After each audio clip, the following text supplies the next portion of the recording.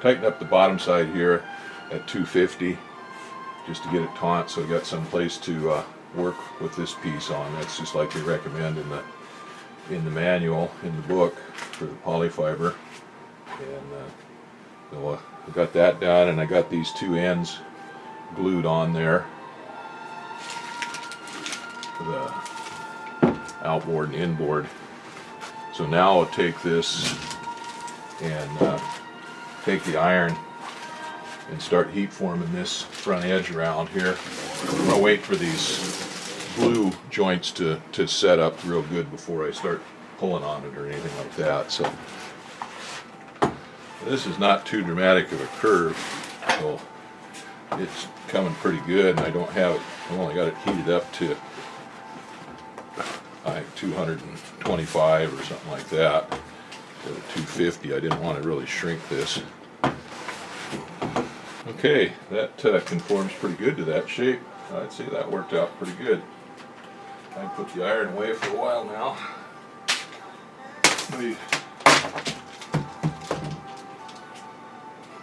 Now you can see why you'd want plenty of fabric on here on a more dramatic curve.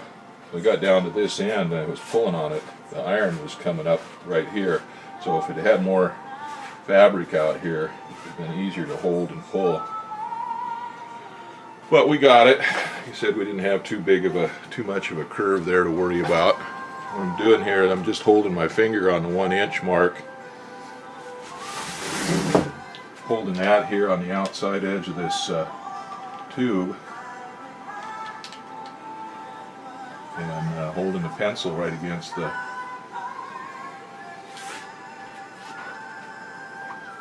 go. Need to make sure and hold that back there like that. So it gives me a nice clean pencil line there. I want to take and put something underneath that, some plastic or something underneath that, to maybe some aluminum foil. That would probably work.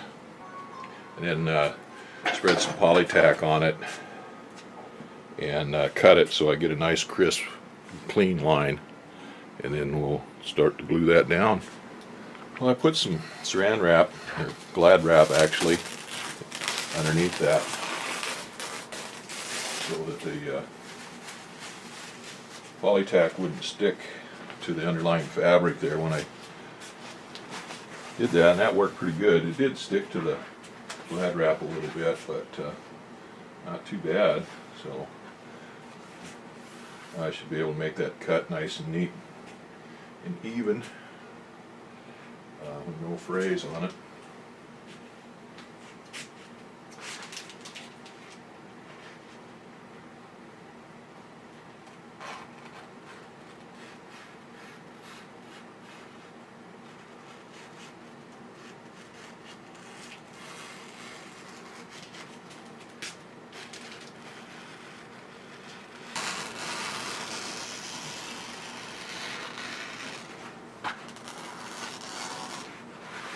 Okay.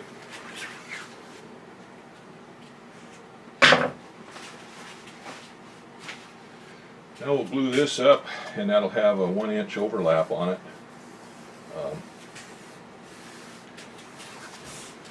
We'll just get the polytack out and start gluing that up. I'll have a little over if I go down around this curve just a little bit, but I don't want to get down there so far that I glue that bottom up to the... I get busy and get that done. Well, I got it all glued up and kind of cleaned up. There's sticky stuff on it here, I guess.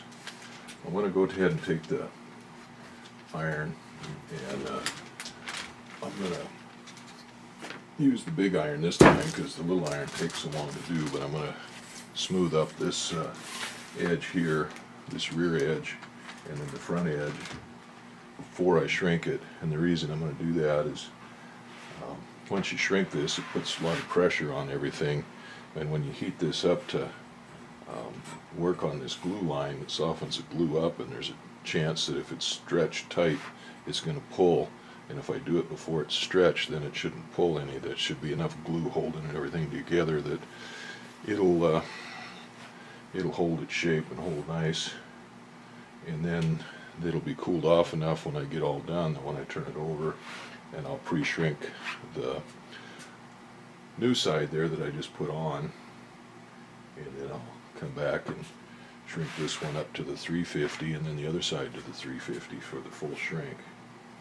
So the first thing I'm going to do is see what I can do about that. See, this oven's heated up, or this oven iron is heated up already. Oh, it takes a little while to get that glue heated up enough where it softens up that the fabric can pull around in it. I've got little wrinkles and stuff here. There's one horizontal stabilizer all skinned and ready for the first coat of polybrush. I got it heat treated,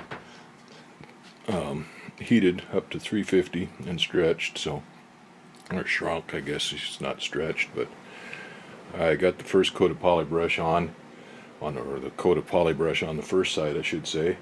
I'm going to go ahead and let that set up overnight and come back and do the other side tomorrow. And the reason I'm going to let it set up overnight is because it's 12:15 and Saki's over here telling me that it's past her bedtime and she wants to go to bed. Well, both sides are in the pink now.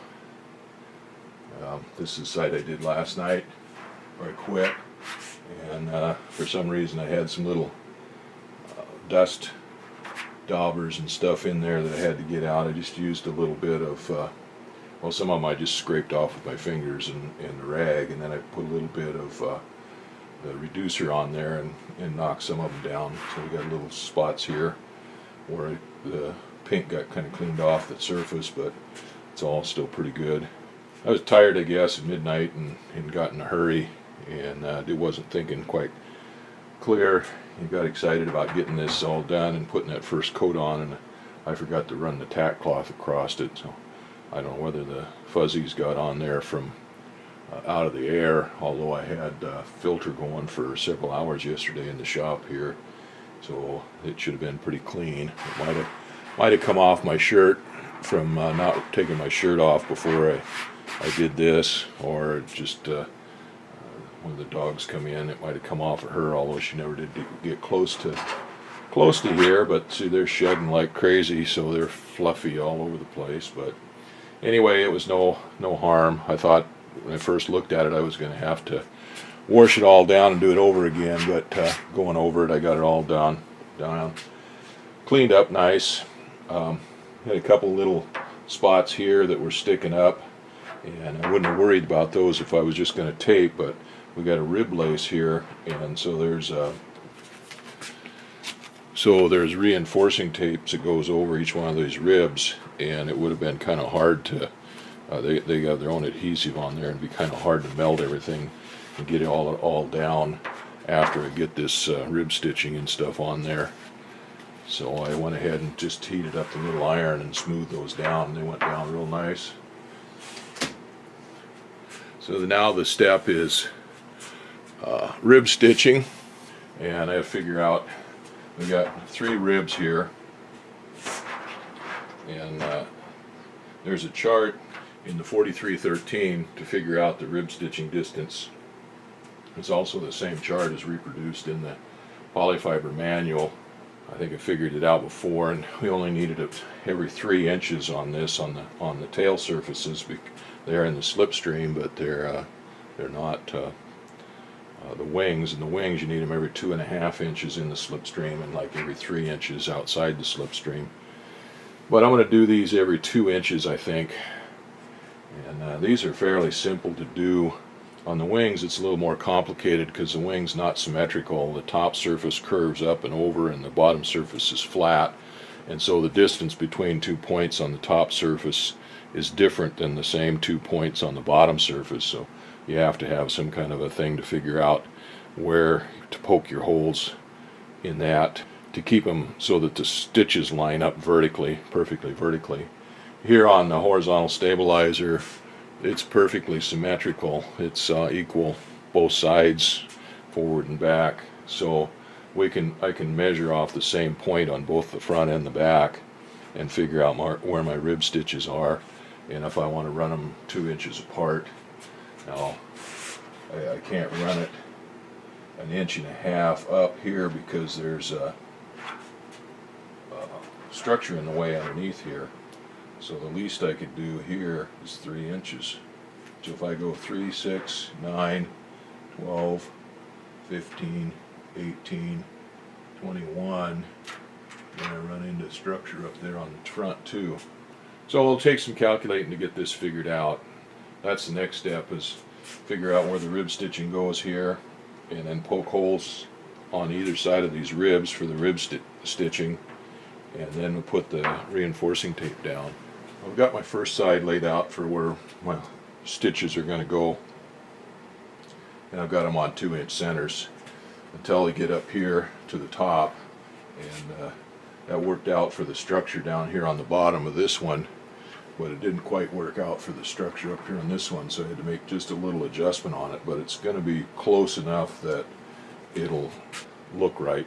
I'll turn it over to the other side and make the marks on the other side, and then I'll start poking holes. Actually, I suppose I could start poking holes in this side and do that, and then turn it over.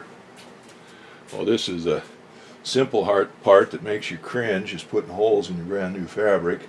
We'll just take a needle and go right down in there right next to the rib and poke a hole in each one of those. We got all the holes marked, laid out and punched, and now I'm going to put this reinforcing tape on there, and the tag end of it here is all wrinkly. It probably would be fine, but I'm going to go ahead and cut it off back. Yeah, maybe I don't need to. Yeah, I want to cut off some of it that might be a little dirty and wrinkled up real bad to the side. This stuff's been hanging around here for a long time. Measure this stuff out, and it goes from there to there. It's got a backing on it. It's got adhesive, so it's got a backing on it. I can put that down right over that rib. I want to make sure and center it right over the rib all the way down.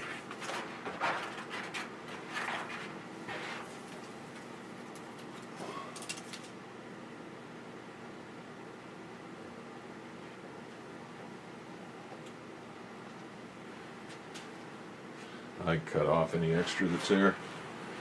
The reinforcing tapes are all on. Oh, now I can see if I can't learn how to do rib stitch here. I'm not going to show that because I'm going to screw that up. And you can look at that on the internet anyway. Well, I guess I screwed this up a little bit. Looking in the book, they say to put this reinforcing tape on first and then punch your holes. Oh, I got to go through all of these now and punch the holes again.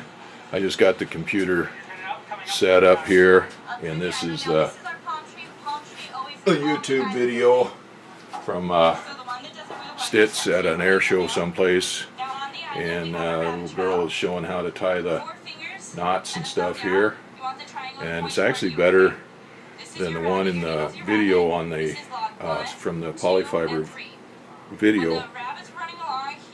Well, anyway, I've got it right there. I can put that on loop and watch it until I get it figured out. Got my first set of stitches done.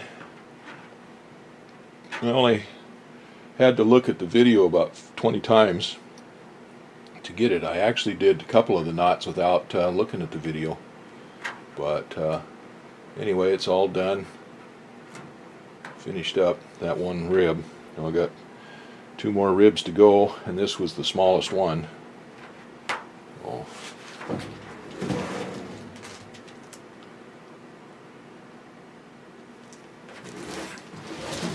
We got the ribs all stitched on this.